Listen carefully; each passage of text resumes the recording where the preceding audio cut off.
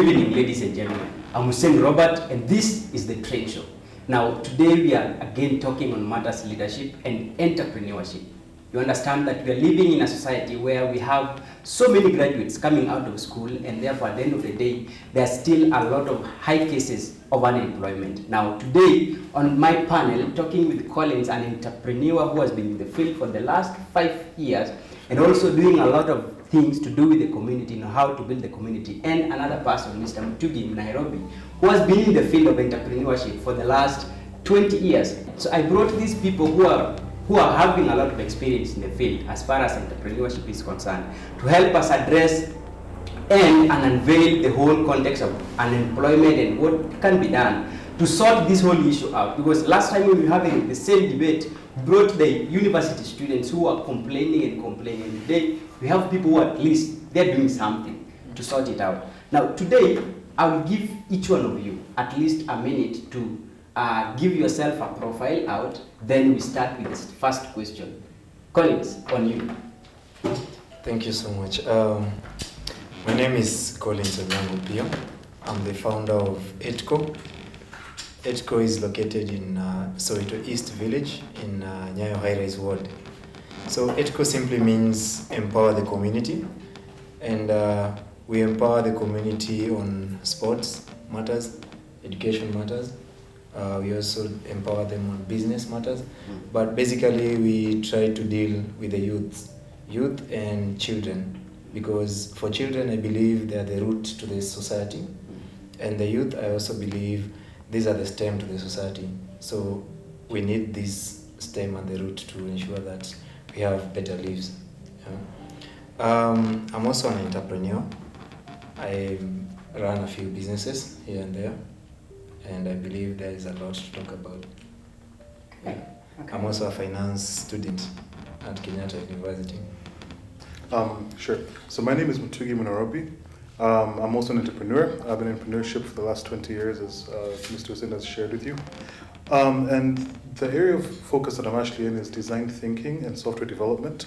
So basically, we help you build software that actually works for the people, right? We actually focus on the end user, so then it actually helps our clients to actually build a product that actually gets used or consumed properly by their users, right? But I've been in entrepreneurship for over 20 years, and I think I fall into the bracket of hustler, because you do your one thing, but you do everything else as well, right? As in, in our environment, you're actually forced to do more than one enterprise at any single time. So I'm involved in a couple of other projects, stemming from communication stuff down to basic manufacturing, right? So so there's quite a lot to share, but I won't share all of that today. Then on the other human side of things, also I'm a husband, I'm a father of two, so I'm a pretty normal Kenyan. Yeah. When talking about entrepreneurship, I wanted just to understand from your perspective, being that all of you are already in the field and at least growing, not stagnated at one point. What are some of the opportunities that are there and open for the upcoming youths? Because we have a lot of cases of unemployment, and youths are coming out of university, graduating year in, year out. Now, all these people are going to the market. They've been nurtured to be to provide the best in their categories on different field of education.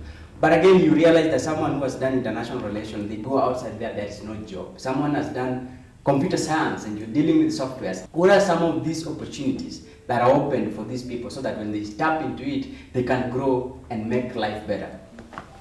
Interesting. So, in my opinion, I believe it's actually a green field out there, right?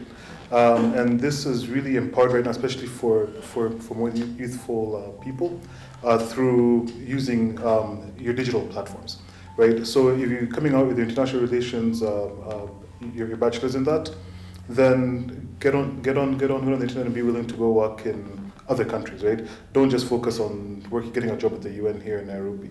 So as in through the digital connectivity, as in the world is actually a lot more open and a lot more receptive to a lot of people, right? And then still using digital solutions, you can actually do your business almost anywhere internationally, right? I think you've heard of drop shipping, where people are actually literally, you sit in your home, you create an Amazon profile, you get your manufacturer in China, and everything else is done for you, right? Only thing you have to do is promote your item. So if somebody's actually willing to stop and explore what's possible, right? There are lots of opportunities for people out there right now in the market.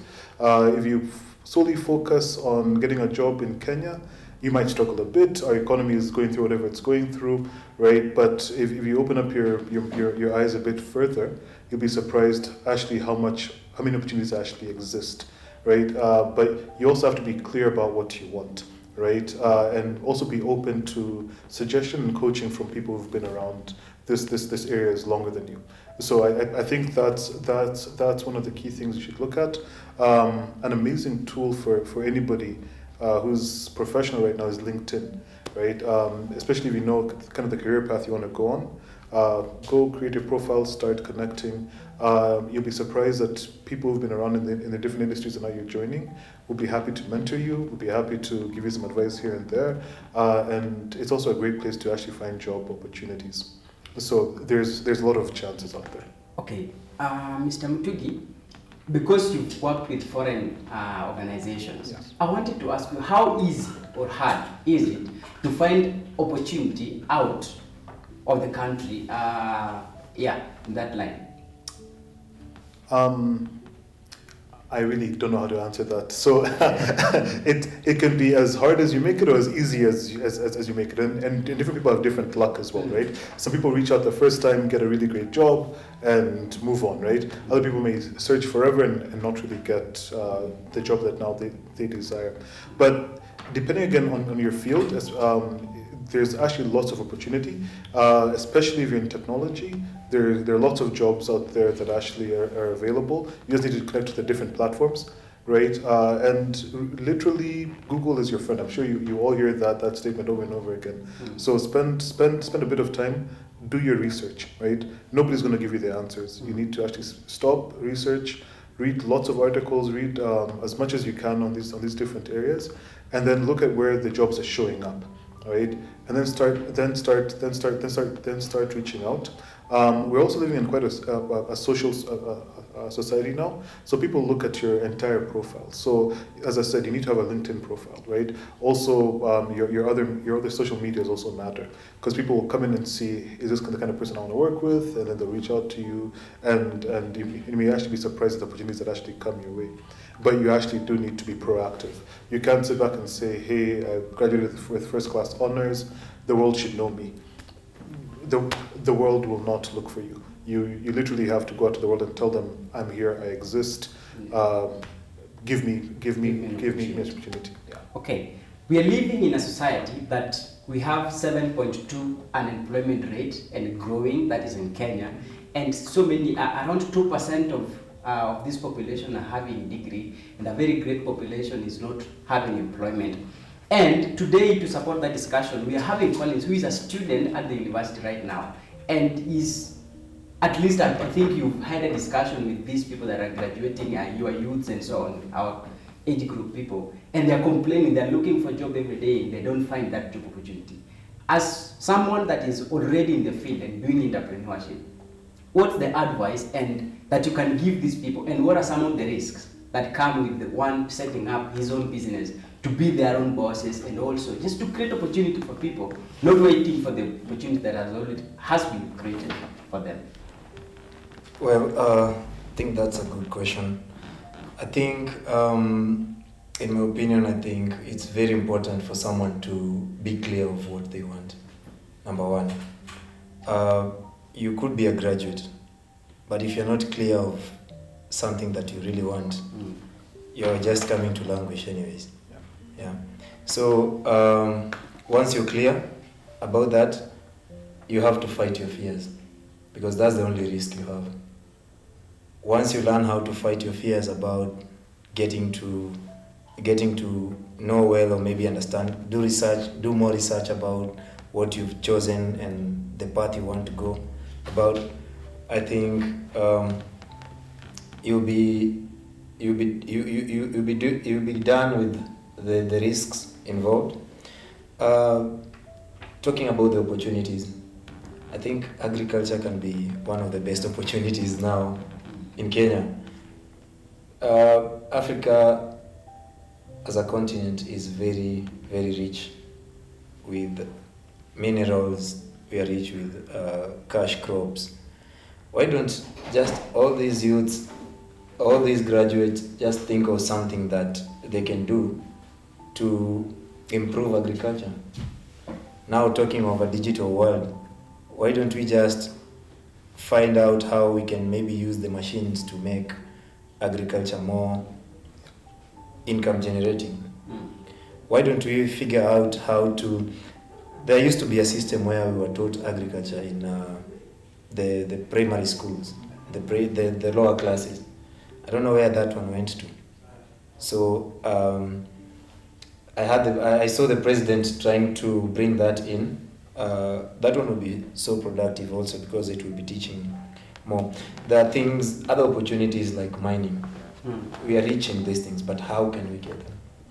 So talking of the challenges here, one, I would say it's a lack of opportunities by the government, to maybe funding opportunities by the government with the initiative, with the institutions instilled by the government to give the funding. You realize that not all this money, or maybe it's allocated, or maybe the budget is not allocated for that particular period. So whoever is going to look for this funding is not in a position to get the funding at the right time. Another thing, I think it's about the youth themselves, because I want to talk about the youth. Sure. These are the stem of the society, and without them, I don't think even the agriculture itself can work. So there are these initiatives like Youth Fund, the Wezo Fund, things like that. Yeah?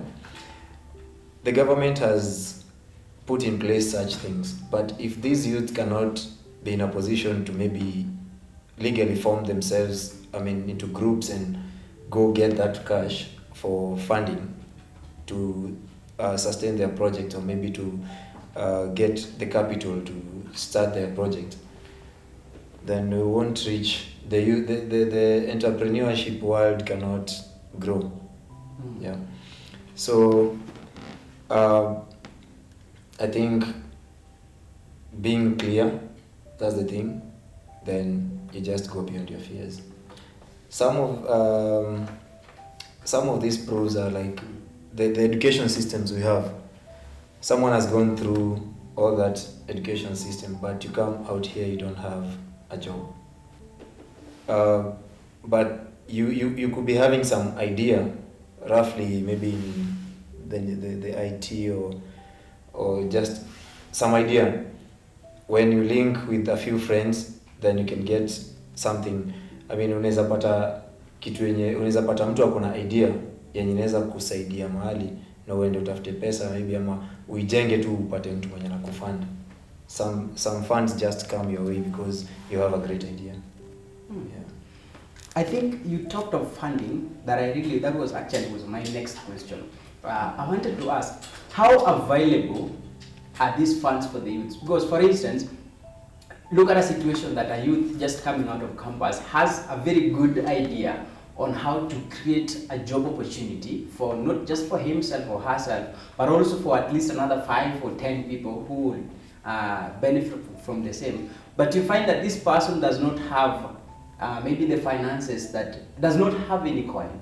How available the government is, and how quick can they rush in and help such ideas come? And if that is always there, what's the procedure? Like, how is it that long procedure that bureaucratic and so many offices to knock to and several rejections at the same time, and that can make someone give up? Because again, you realize that if you knock several offices, at the end of the day, at times you might decide to give up and maybe think of another thing. And that thinking of another thing, if you don't get the opportunity to work at some place, then that is also leading to the crime rate that we have in the societies today. So, well, I think on the issue of funding, I talked about Wezo Fund and Youth Fund. There is a process. Okay. All this is most of bureaucracy. But I also think funding can also start from a friend to a friend. You can, when you gather in groups, you guys can decide to do something called table banking. Or if that one doesn't work, you can, there are these great people that you just talk to, a friend you can just talk to, and they give you some money, maybe you pay in later times. Yeah. So that's a quicker way to get the funding. But on these government institutions, I think there should be something that should be done, because they're taking too long before the money gets to these young people that need to do something about it. I mean, something with the money. So if something is done, say they reduce a lot of bureaucracy as it is, the process becomes shorter and people get the cash. Another problem comes in when, this money is not just given to you like a grant. It's given as a loan with no interest, I think. So you have to pay this money back. You realize that some youth are given this money, they go home and split it amongst themselves. They, Party after party. they do party after party and the money is gone. Yeah. So I think the good thing to do is, when you're given the money, use it for the intended purpose, or then find a way to repay back the money, because it needs to help someone else somewhere. So if that one works like that, I'm sure a lot of youths are going to get this cash, and they're going to get financed properly, I think. Okay. Yeah, sure. Yeah, I'll chip into that also. So there's this belief that we actually don't have enough financing, right? There was a point, I was part of a business incubator, and I got to see the other side of the equation, where the financiers are telling us they're frustrated because they can't get good ideas, right? So one of the really big things that the youth really need to focus on is investment readiness, right? So as you're saying, have a plan, right? Have a plan that somebody looks at and says, this is a good plan. It's not just a good idea, right? Good ideas they're everywhere. But can you actually turn this good idea into a good plan that somebody can stop and say, hey, I see the future. I see how this will scale up. I see I'll get my money back. I see, as in, they need to be able to read a document that helps them understand that this person is up to something bigger than what now they're actually saying, right? And then of course there's the discipline around the financing when you do get it, right? So you don't take it and go and misuse it, because what you actually do is jeopardize now your future investment, right? Because our investment community is not very big. So the moment somebody has put money into you once and you mess up, people will know, right? And when you circle back 2-3 years later, people will be like, was this that guy of this business? And guys are like, I don't know, right? And also, but the good thing about having a small community also is that when you succeed, everybody wants to put their money in you, right? So even when you talk about Tuwezo and the government being slow and being bureaucratic, they actually have a very clear process. Follow it, right? Go and ask them, what do you need from me? Again, research. Get all the documents together. Are they telling you, go form yourself into a group of 10? Form it, right? You need to go to the register with the CBO, go register. As in, because these steps are actually not mysterious. The information is actually available, right? But you have to do the research. So maybe the research, and then have the right conversations with the right people. So maybe walking up and down the corridors here, talking to each other as students, may not be talking to the right people, right? But if you actually walk into a government office, you'll be surprised that, yes, it might be a bit tough the first time you walk in, but they're helpful. They're actually very helpful, right? I actually took one of the funding from Uwezo Fund. Yeah. And I actually applied for Youth Fund just so recent. So it's working. Yes. Yeah. And you're It very works. optimistic it's coming. So hopeful. Yeah. Okay. Yeah. So they're very helpful, including banks, right? Even banks they're just clear about what they need. So we can't come with our own rules and prescribe to them and say, hey, look, I don't want to write a document. I want to tell you my idea. Unfortunately, you can't file an idea that's written that's given to you verbally. And this guy needs to file something, account to his boss, tell them this is what I've done.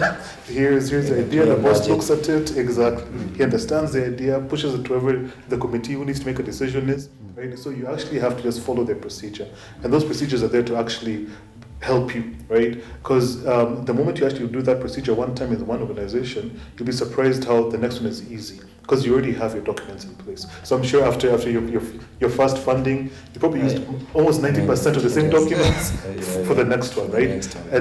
And so just start following the procedure, right? So there actually is financing available.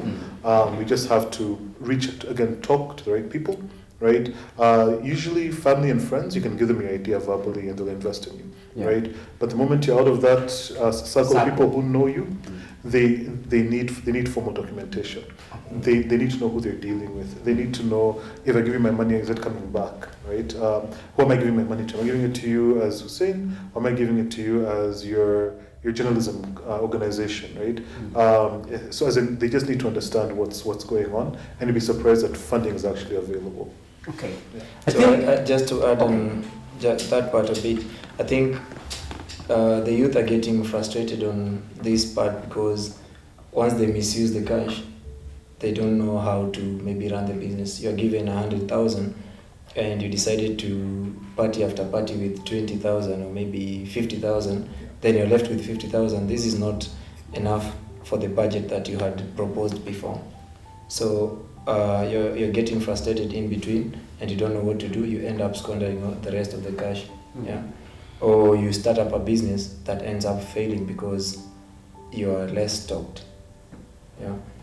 I also think loan can be a good thing. Youths with saving, I mean, it's really hard for youths to save. But when you're entitled to pay some cash somewhere, you know, you'll be working extra hard to get that cash. Yeah, you'll be working extra hard because you know, I have some money to pay somewhere.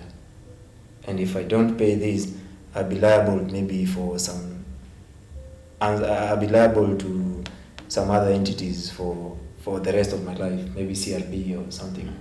So no one wants that.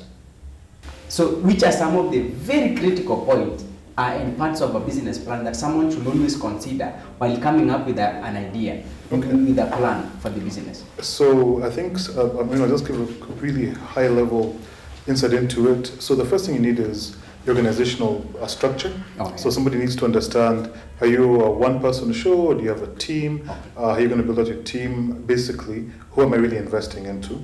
Right. The other thing they also need to know is your go-to-market or your marketing plan, right? So how are you going to get this idea you have to the market and connect to the market, right? They also need to know kind of your operational plan as well around that, and then your financial plan, right? So how much money do you need? How are you going to use it? Where is it going to go, right? How are you going to apply this? How are you going to pay it back? So if you kind of cover those four areas in general, right? For most investors, they understand who you are and what you're up to, right? So the organization will mean you'll talk about your idea in detail, you talk about your team in detail, right? And basically why your team will succeed, right? And then now you demonstrate to them how your team will succeed and how much money you need, right? So then in that small space, I quickly understand if I plug in my 100,000 in Collins here, it comes out here as 110,000, and Collins also has this 50,000 on top, and I'm fine with my 10, and we move on, right? So it's really clear for everybody, right? Or I know that you'll pay it back, and I can hand it on to the next youth, right? And then this becomes a perpetual fund for guys, and as in it supports everybody, right? Or at least creates a small opportunity for lots of people, right? Yeah. So basically, that would be the very high level kind of look at it. There are multiple tools you can actually use to express what now you're up to. So you can use different things like the business model canvas, which I think I mentioned as well in class yesterday. You can also use a lean canvas. So there are multiple strategic tools you can use to tell somebody, this is what I'm doing, this is the value I'm bringing, right? This is my customer, this is how he's going to pay me, this is my team, right? This is how we're going to deliver. Right? So just kind of painting that picture very clearly for whoever is actually reading the document. If they can see that clearly, you'll probably find your conversation will go to the next level, right? And then again, if there is bureaucracy and this person actually likes your idea, they help you get through the bureaucracy, right? Because they'll be like, this idea has legs underneath it. How do we actually get you moving, right? Yeah. Just to add on that, I think you touched on the business model canvas that Yes, I wanted to talk about. Yeah, sure. On the business model canvas, I think it's also important for them to understand who their suppliers are, Yeah. their customer segment. Yes. They really understand the customer segment, Yeah. how their revenue, how much Yes. the scope of the revenue they're expecting, Yeah.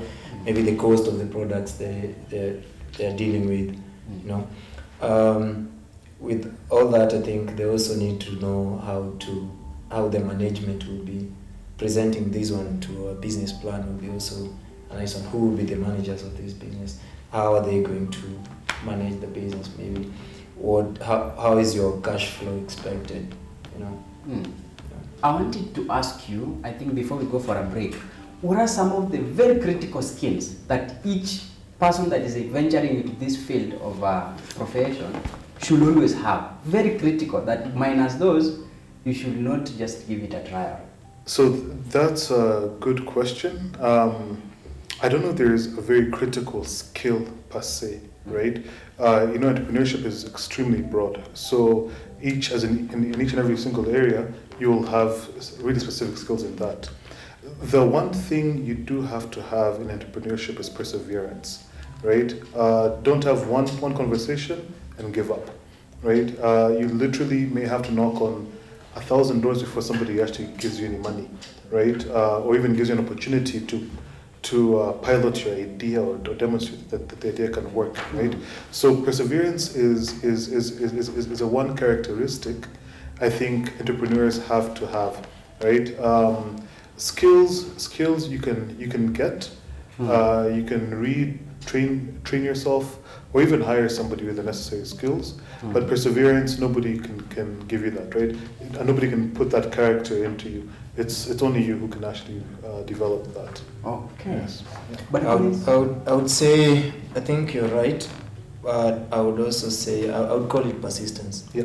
You really need to be persistent Yes. on what you're doing with, what you're dealing with. But I think you should be persistent on only what you think is realistic and workable, something that is working. Because you can be also persistent, or maybe you're persevering on a consistent loss. Yeah, and that one won't work. It will end up giving you frustrations. So you have to really understand that this thing is realistic and it can work.